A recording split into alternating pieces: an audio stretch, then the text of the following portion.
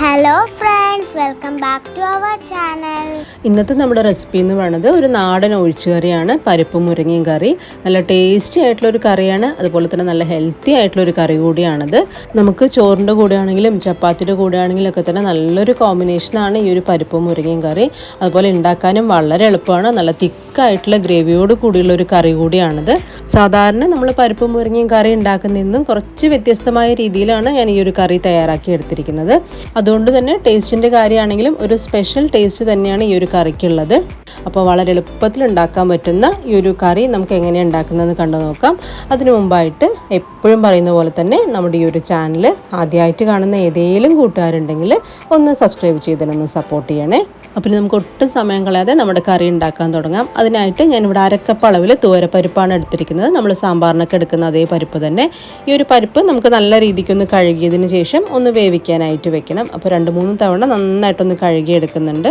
ഈ ഒരു പരിപ്പ് നമുക്ക് വെള്ളത്തിൽ കുതിർത്ത് വെക്കേണ്ട ആവശ്യമൊന്നുമില്ല, പെട്ടെന്ന് തന്നെ വെന്ത് കിട്ടും. എന്നിരുന്നാലും ഞാൻ കുക്കറിലാണ് ഇടുന്നത്, അപ്പോൾ ഒന്നുകൂടെ എളുപ്പത്തിലൊന്ന് വെന്ത് കിട്ടാനായിട്ട്. അപ്പോൾ പരിപ്പ് മുഴുവനും ഞാനൊരു കുക്കറിലേക്ക് ഇട്ടുന്നുണ്ട്. ഇനി ഇതിൻ്റെ കൂടെ നമുക്ക് ഈ ഒരു പരിപ്പ് വേവാൻ ആവശ്യത്തിനുള്ള കുറച്ച് വെള്ളം കൂടെ ഒഴിച്ചു കൊടുക്കുന്നുണ്ട്. ഇനി നമുക്കിതിലേക്ക് ഒരു ചെറിയൊരു തക്കാളി ചെറിയ പീസായിട്ട് കട്ട് ചെയ്ത് ഇട്ട് കൊടുക്കുന്നുണ്ട്. കൂടെ തന്നെ ഒരു 1/4 ടീസ്പൂൺ മഞ്ഞൾപ്പൊടിയും ഈ ഒരു പരിപ്പിലേക്ക് ആവശ്യത്തിനുള്ള ഉപ്പും കൂടി ഈ ഒരു സമയത്ത് തന്നെ ചേർത്ത് കൊടുക്കുന്നുണ്ട്.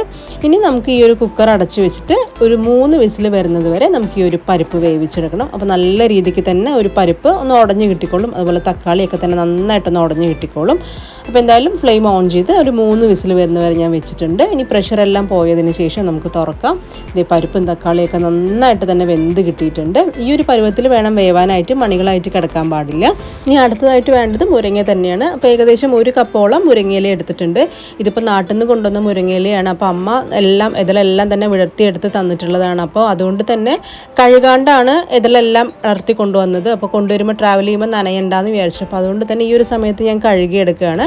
അപ്പോൾ ഈ ഒരു മുരിങ്ങ കഴുകിയെടുക്കുമ്പം ഒരല്പം മഞ്ഞൾപ്പൊടിയും വെള്ളം കൂടി ഇട്ടിട്ട് കഴുകിയെടുക്കുകയാണെങ്കിൽ അത്രയും നല്ലതാണ്. കാരണം ചെറിയ പ്രാണികളോ എന്തെങ്കിലുമൊക്കെ തന്നെ ഇലയിലുണ്ടെങ്കിൽ അതെല്ലാം തന്നെ പോയി കിട്ടും. അപ്പോൾ 2-3 തവണ ഇതുപോലെ നന്നായിട്ടൊന്ന് കഴുകിയെടുക്കാം. അതിനുശേഷം നമുക്ക് ഈ ഒരു മുരിങ്ങയില വെള്ളം വാരാനായിട്ട് വെക്കാം. അപ്പോൾ ഒന്നുമില്ലെങ്കിൽ ഒരു തുണിയിൽ വിരിച്ചിടാം, അല്ലാന്നുണ്ടെങ്കിൽ ഇതുപോലൊരു അരിപ്പയിലേക്ക് ഇട്ട് കൊടുക്കാം. ഇനി നമുക്ക് വേണ്ടത് ഒരു തേങ്ങയുടെ അരപ്പാണ്. അപ്പോൾ അതിനായിട്ട് ഒരു അരക്കപ്പ് അളവിൽ തേങ്ങ ചിരവിയത് എടുത്തിട്ടുണ്ട്. ഇതിലേക്ക് ഇനി ഒരു 2 ചെറിയുള്ളി ചേർത്ത് കൊടുക്കുന്നുണ്ട്. അതുപോലെ തന്നെ ഒരു 1/2 ടീസ്പൂൺ അളവിൽ ജീരകം ചേർക്കുന്നുണ്ട്. ചെറിയ ജീരകമാണ് ചേർത്തിക്കുന്നത്. അതുപോലെ തന്നെ ഒരു 1/2 ടീസ്പൂൺ അളവിൽ കുരുമുളകും കൂടെ ചേർക്കുന്നുണ്ട്. പിന്നെ എരിവിനായിട്ട് 2 പച്ചമുളക് ഇടുന്നുണ്ട്. അതുപോലെ നമ്മൾ ഈ ഒരു കറിയിൽ വേറെ മുളക് പൊടി ഇടുന്നില്ല. അപ്പോൾ എരിവിന് ആവശ്യത്തിന് തന്നെ പച്ചമുളക് ഇട്ട് കൊടുക്കുക. ഇനി ഒരു അല്പം വെള്ളം കൂടെ ചേർത്ത് നല്ല രീതിക്ക് ഇതൊന്ന് അരച്ചെടുക്കാം. നല്ല മഷി പോലെ തന്നെ ഒന്ന് അരച്ചെടുത്തിട്ടുണ്ട്. ഇനി കറി ഉണ്ടാക്കാനായിട്ട് ആദ്യം ഒരു മൺചട്ടി ചൂടാക്കാനായി വെച്ച് അതിലേക്ക് 1 ടീസ്പൂൺ അളവിൽ വെളിച്ചെണ്ണയും കൂടെ ഒഴിച്ചു കൊടുക്കുന്നുണ്ട്. ഇനി എണ്ണ നന്നായി ചൂടായി വരുമ്പം ഒരു 4-5 ചെറിയുള്ളി നീളത്തിൽ അരിഞ്ഞ് ചേർക്കുന്നുണ്ട്. അതുപോലെ തന്നെ ഒരു 3 അല്ലി വെളുത്തുള്ളി ചതച്ചതിട്ട് കൊടുക്കുന്നുണ്ട്. കൂടെ തന്നെ കുറച്ച് കറിവേപ്പിലയും കൂടെ ചേർത്ത് കൊടുക്കുന്നുണ്ട്. ഇനി നമുക്ക് നല്ല രീതിക്കൊന്ന് വഴറ്റിയെടുക്കണം. നല്ലൊരു ബ്രൗൺ കളർ ആവണ വരെ വഴറ്റിയെടുക്കണം. അപ്പോൾ ഇതുപോലുള്ള നാടൻ കറികളൊക്കെ ഉണ്ടാക്കുമ്പോൾ മൺചട്ടിയിൽ ഉണ്ടാക്കുമ്പം ഒരു പ്രത്യേക ടേസ്റ്റാണ്. അതുപോലെ തന്നെ വെളിച്ചെണ്ണയാണെങ്കിലും ഒരു പ്രത്യേക ടേസ്റ്റ് തന്നെയായിരിക്കും.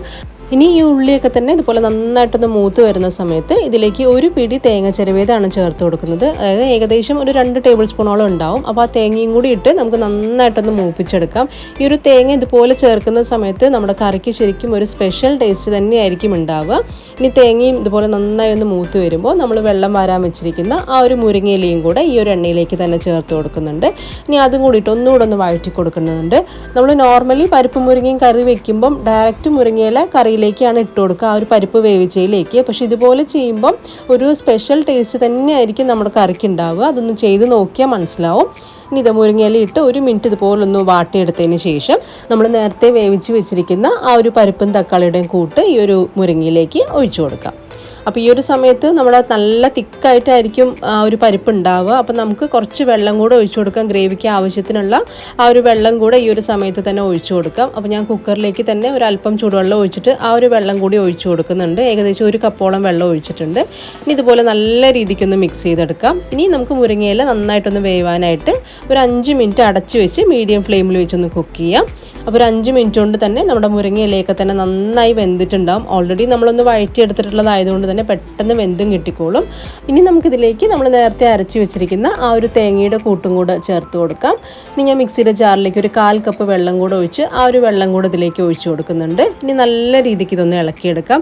അപ്പോൾ തേങ്ങയുടെ കൂട്ട് ഒഴിച്ചതിന് ശേഷം പിന്നെ അടച്ചു വെച്ച് കുക്ക് ചെയ്യരുത്, അത് മൊത്തം തിളച്ച് പുറത്തേക്ക് പോകും. അപ്പോൾ തുറന്ന് വെച്ച് തന്നെ ഒരു മീഡിയം ഫ്ലെയിമിൽ ഇട്ടിട്ടൊന്ന് കുക്ക് ചെയ്താൽ മതി.